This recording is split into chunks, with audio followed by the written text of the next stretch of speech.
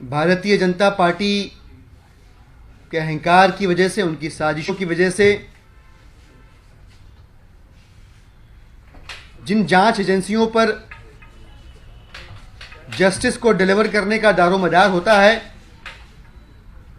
उन जांच एजेंसियों के भारतीय जनता पार्टी के साथ मिलकर उनके प्रकोष्ठ के तौर पर काम करने की वजह से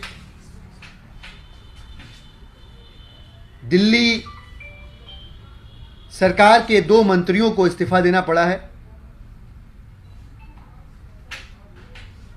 मसला सिर्फ ये नहीं कि इन 2 मंत्रियों ने इस्तीफा दिया,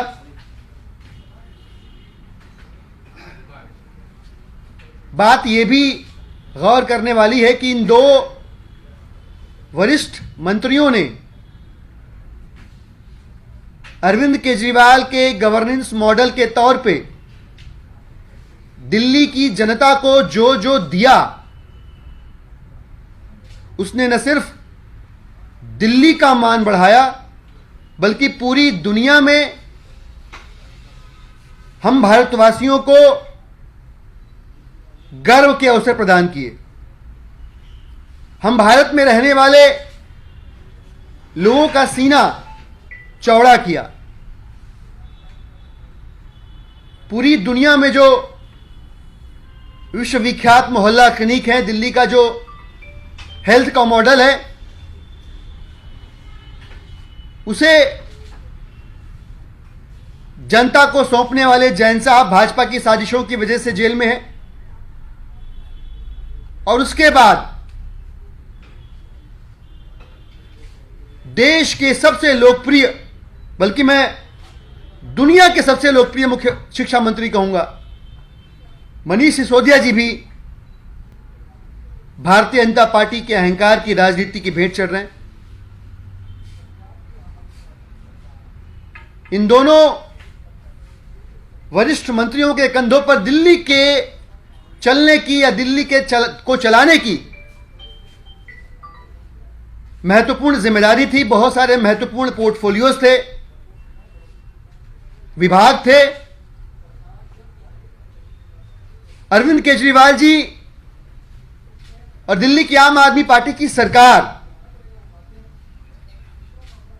हमेशा से दिल्ली की जनता की सेवा करने के लिए प्रतिबद्ध रही है।